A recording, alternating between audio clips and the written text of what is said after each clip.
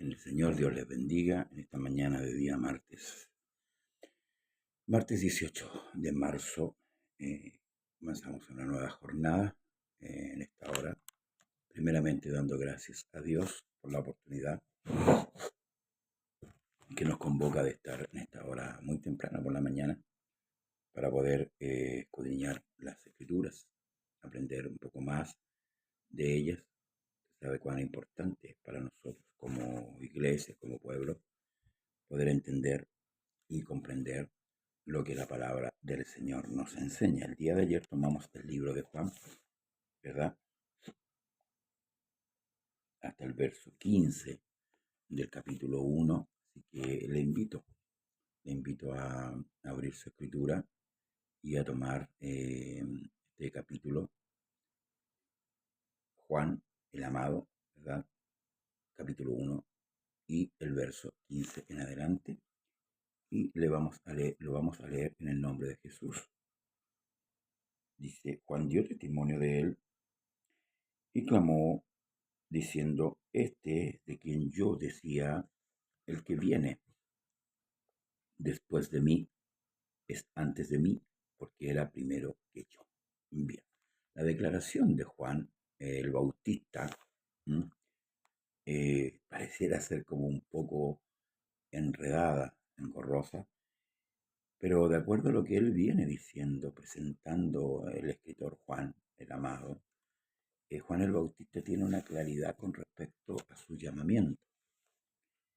Él aparece en el escenario de esta tierra anunciando a Cristo, ¿verdad? Como uno que viene detrás de él, pero que es antes de él. Y eso es lo que está aclarando. Dice: el que viene después de mí es antes de mí, porque era primero que yo. ¿Mm? Esto aclara lo que Juan el amado escribe en el capítulo 1, verso 1. En el principio era el verbo era con Dios y el verbo era Dios. Entonces ya tenemos dos declaraciones, hermanos, en la escritura que, valga la redundancia, nos afirman que Cristo es primeramente el Mesías esperado por Israel y que Cristo es Dios manifestado en carne, como lo había manifestado el Señor, ¿cierto?, a través de los profetas antiguamente. Por ejemplo, Ezequiel dice que Él vendrá, que Él reconocerá a sus ovejas, Ezequiel 34, ya, y no otro. Ahora, con respecto a la palabra enviado, ¿verdad? O con respecto a la palabra el Hijo, debemos entender una cosa, que Él, para redimir al hombre, no podía redimirlo en su condición de Dios. ¿Por qué razón? Porque Dios es espíritu, no se ve. Y a la vez también Él tenía que ser partícipe, como dice el libro de Hebreo, de toda nuestra naturaleza, pero sin pecado. Entonces era el único que nos podía salvar. Por eso es que se le llama el Hijo. No está hablando de una segunda persona, ni un segundo Dios, amén, sino que está hablando del mismo Dios, pero manifestado en carne. Y ahí debemos ver nosotros esa gloria, como dice Juan, vimos su gloria, gloria como la del unigénito del Padre, lleno de gracia y verdad, o sea, la perfección plena en forma humana. Amén. Esto es lo que muchos no pueden, hermanos amados, entender eh, esta situación de la manifestación. Entonces, muchos han llegado a pensar que hay una dualidad, dos dioses, otro una trinidad, ¿verdad? Y algunos quedan mucho más lejos, cuatro dioses, hasta cinco. Y en eso hay que tener cuidado, porque la escritura debemos entenderla, ¿verdad? Como Dios nos da, hermanos amados, el entendimiento. Pero aquí está clara la declaración que Juan dice, Juan el Bautista, que este es el que decía: el que viene después de mí es antes de mí, porque era primero que yo. Ahora, si lo miramos buenamente, hermanos amados, había una diferencia entre Juan y Jesús en el nacimiento virginal de 3 Juan era mayor que Jesús en cuanto a un nacimiento virginal. Pero mire lo que está diciendo. Dice que el que viene después de mí es antes de mí, porque era primero que yo. Entonces, si usted lo mira humanamente y lo grafica, ¿verdad? Como Jesucristo, el Hijo de Dios en la carne, ¿verdad? Y como una segunda divinidad, habría una falsedad en lo que Juan está diciendo. Porque netamente nosotros sabemos que Juan nació primero que Jesús. Amén. Entonces se contrapone, ¿verdad? Y aquí vemos, hermanos amados, que muchos entienden el nacimiento de Cristo humanamente y no espiritualmente. ¿Mm?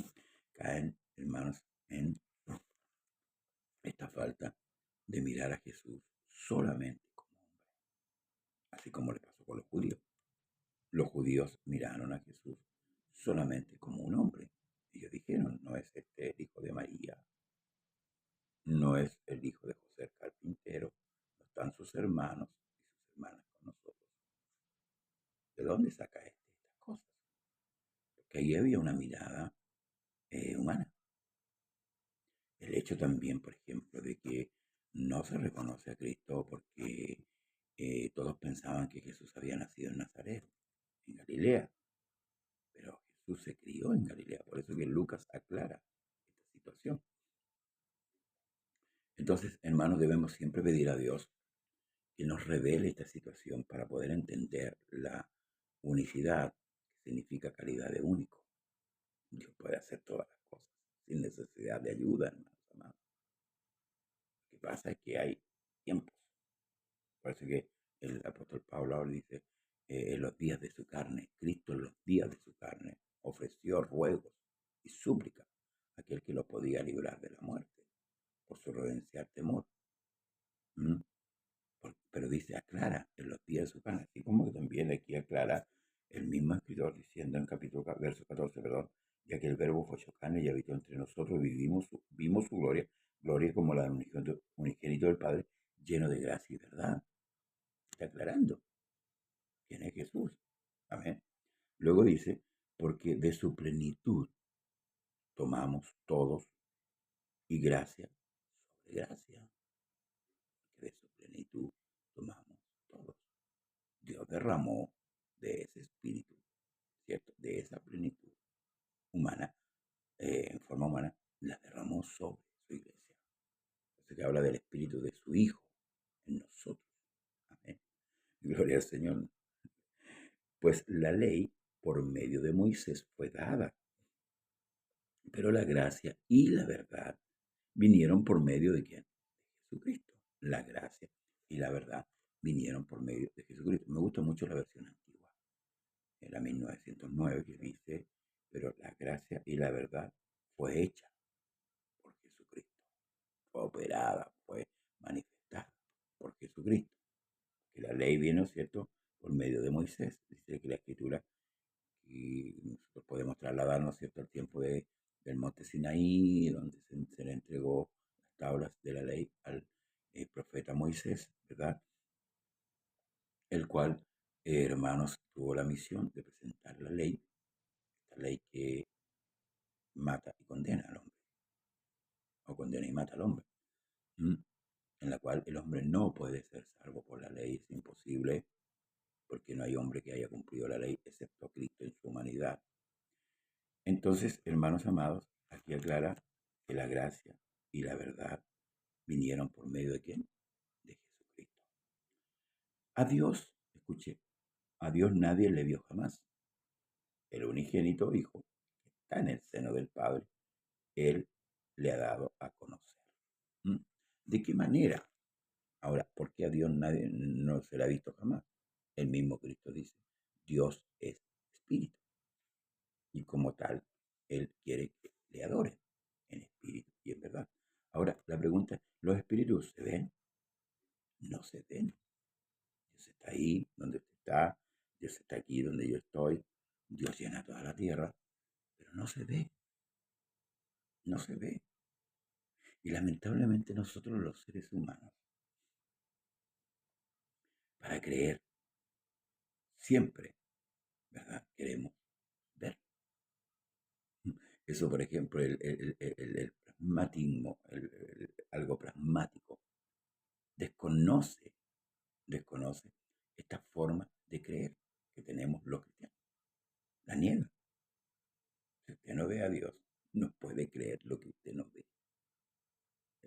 Es como dice, es algo práctico. Que dicen los hombres, es algo práctico. Si yo no veo a Dios, ¿cómo voy a creer? Voy a creer en lo que yo no veo. Estoy hablando como hombre.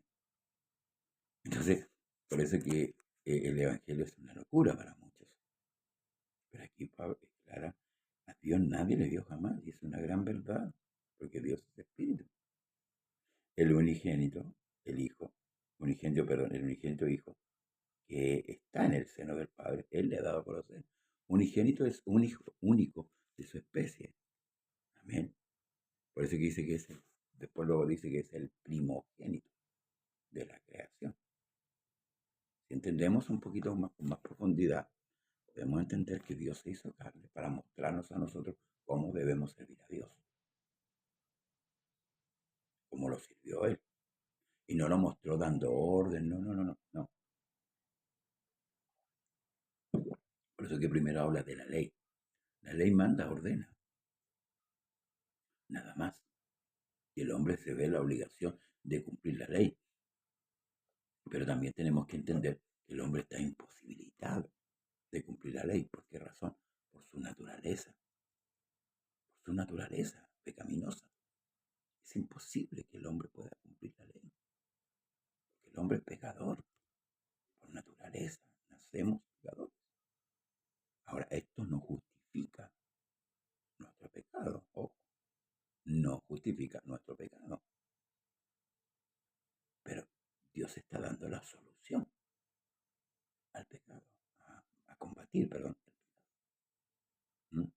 Entonces luego dice que a Dios nadie le dio jamás, el unigénito Hijo de Dios, el unigénito Hijo, que está en el seno del Padre, Él le ha dado a conocer aquel que manifestó o aquel que hizo las gracias para que nosotros podamos vencer a nuestros tres fieros enemigos, el pecado, la muerte y el diablo.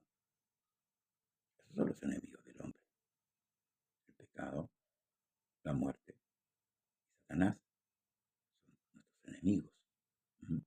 Entonces, el hombre se vio imposibilitado porque el hombre por naturaleza, como dije antes, es pecador. Lamentablemente esa es la herencia adánica. Eso es lo que recibimos nosotros de Adán. ¿Mm?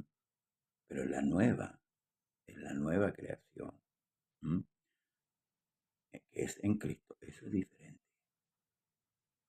Dios nos provee de los medios para que podamos, hermanos amados, ser, como dice el apóstol Pablo, más que vencedores. ¿Por medio de quién? Por medio de Cristo. Cristo es el medio. Amén. Por el cual usted y yo podemos ser salvos y ser más que vencedores. Este es el testimonio de Juan cuando los judíos enviaron de Jerusalén sacerdotes y levitas para que le preguntasen, ¿tú quién eres? Confesó y no negó, sino que confesó, yo no soy el Cristo, yo no soy el Cristo. Y le preguntaron, ¿qué pues? ¿Eres tú Elías? Dijo, no soy. ¿Eres tú el profeta? Y respondió, no. Le dijeron, pues, ¿quién eres? Para que demos respuesta a los que nos enviaron. ¿Qué dices de ti mismo? Dijo, yo soy la voz de uno que clama en el desierto. Enderezad el camino del Señor, como dijo el profeta Isaías. Isaías 43. Mira un poquito.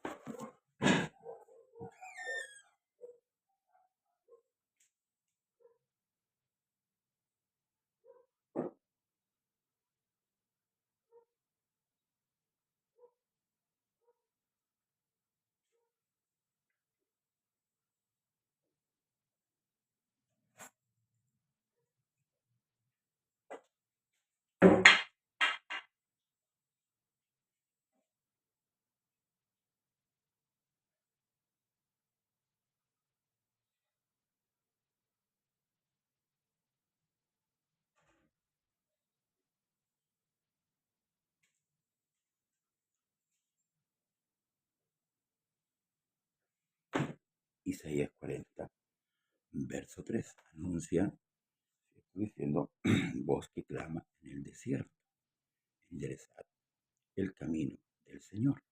¿Mm? Ahora, ¿por qué le preguntan si él era el Cristo? Bueno, el Cristo era el Mesías, el que había de venir, ¿verdad? Pero antes de él venía Elías. ¿Mm? O sea, ciertamente no venía Elías, pero como señal, el que venía con el espíritu de Elías. Y esto no está hablando de reencarnación. Como Elías fue arrebatado, esto no está hablando de una reencarnación, porque Elías murió. La escritura es clara en el libro de Hebreos capítulo 12, dice que todos murieron, y todos estos murieron. Amén. ¿Dónde murió? No me pregunte, porque la escritura no da más detalles de estas cosas. Y no vamos a empezar a lugar, ¿cierto? A pensar o a decir más allá de lo que está escrito. ¿Mm? Porque razonar así de esa manera, hermanos, eh, empezamos a crear otras doctrinas y ahí ya la cosa se expande para otro lugar. Debemos ver lo medular, lo que está escrito, y no hay más. Amén. Luego dice, hermanos amados, ¿eres tú el profeta? No, no lo soy. ¿Y qué dice? Yo soy, ¿verdad? Y le preguntaron y dijeron, ¿por qué? Y dijo, yo soy la voz de uno que clama en el desierto, enderezar el camino al Señor, como dijo el profeta Isaías. Entonces ahí le da una señal clara, quién era él con respecto a la escritura. O sea, le cita una escritura para aquellos que eran doctos, ¿cierto?, entendidos en la materia, pudieran ver realmente quién era él. ¿Mm? Era una señal clara, ¿verdad?, para que ellos entendieran quién realmente era Juan el Bautista.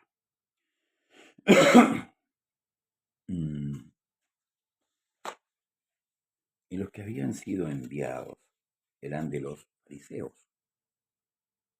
Y le preguntaron y le dijeron, ¿por qué pues bautizas si tú no eres el Cristo, ni Elías, ni el profeta?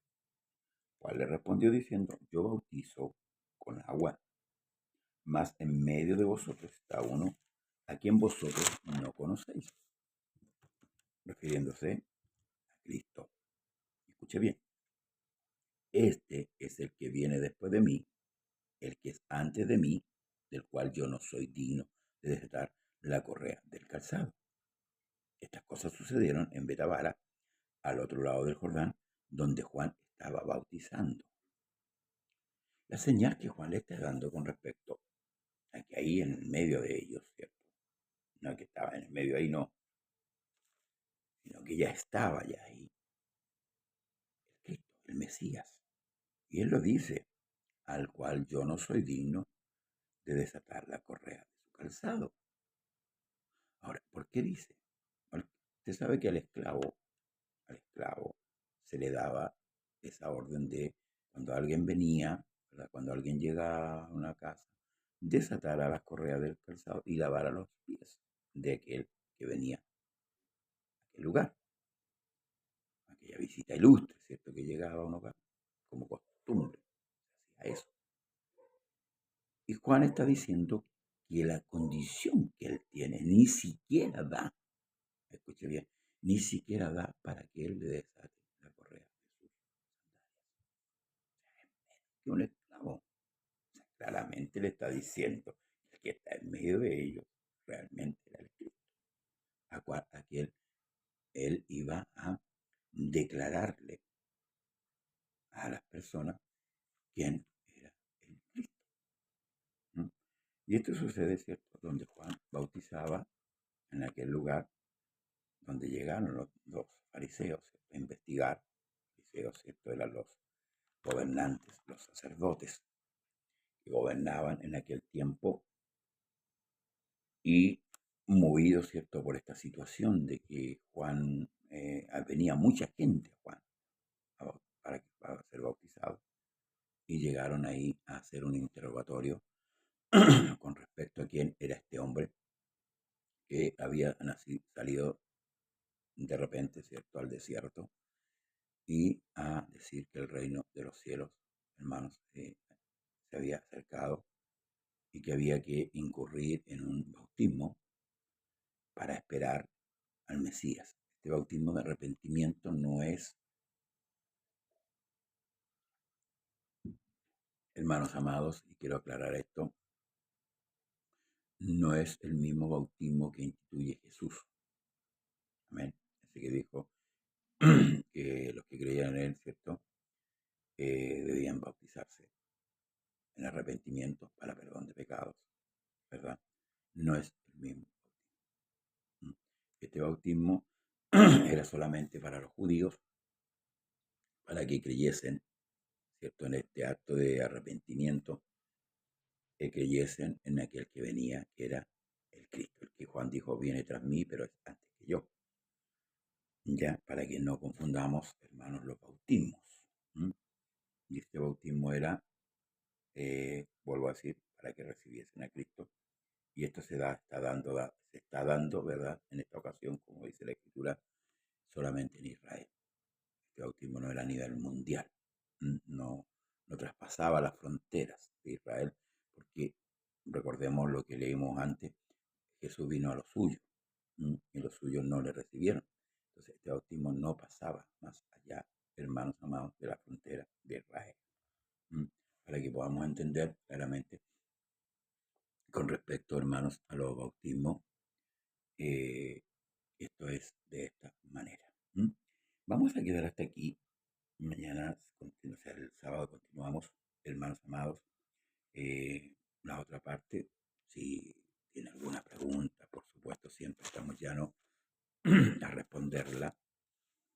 Lo ideal, hermanos, que vamos aclarando situaciones, contingencias y poder así, hermanos, entender con claridad la escritura en medio de tanta confusión, en medio de tanto engaño, ¿verdad?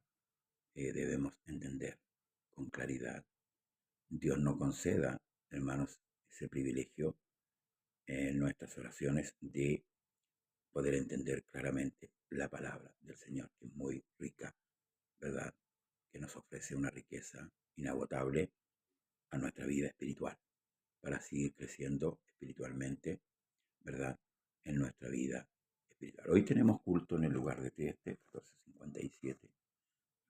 Si usted vive cerca de ahí, le invitamos, si no tiene una iglesia, vaya a nutrirse también con la palabra. Y el día de mañana también estamos en la calle Caupolicán, en Maipú. No tengo el número en este momento, pero sí lo vamos a enviar por WhatsApp. Así que a los hermanos de Maipú que nos quieran acompañar, de a contar de mañana, partimos los cultos de los días miércoles en Maipú. Y el día jueves, bueno, tenemos en el lugar de la quebrada, en Renca, donde el pastor Raúl Robles, amén. Ahí estaremos también con la ayuda del Señor. El viernes estamos en el programa Conversando las Escrituras. No se olvide, eh, hay un WhatsApp, perdón, un Facebook nuevo, también con el mismo nombre, José Manuel Pérez Ceballos. Le invitamos a mandarnos su solicitud. Y bueno, y aquellos que yo tengo, les voy a enviar la solicitud para que también me acepten y poder transmitir por ese Facebook. Con nuestro hermano Leopoldo Prieto y nuestro hermano Alberto Catejo. Oremos harto por nuestros hermanos, oremos por el que habla también, oremos por nuestros ministros, nuestros pastores, y bueno, que sea un día pleno en la presencia del Señor. Amén. No se olvide de orar, no se olvide de, hermanos amados, leer la escritura, estudiarla. No se olvide, hermanos amados, de congregarse. No sea disperso, sino que congréguese. Si tiene dudas, pregunte. Amén. Está en su derecho de preguntar, hermanos amados, y obtener así una respuesta clara de parte del ministro o de parte de algún enseñador. Dios ayude a su iglesia, Dios la unifique. Oremos por nuestros ministros, por nuestros pastores, por la que permanezca la unidad de la iglesia verdadera, hermanos amados, y podamos seguir con nuestra labor cada día de poder llevar a cabo la predicación del Evangelio. Hoy es un día laboral, para el que habla. Le agradezco a Dios por este descanso que nos dio también en este tiempo, eh, por la fuerza que nos da día a día y, y gracias por usted. Verá este programa ya tal vez en un minuto más, eh, pero que sea de gran edificación para su alma. Paz de Cristo y que el Señor Jesús les bendiga a usted y toda su familia. Amén. Bendiciones.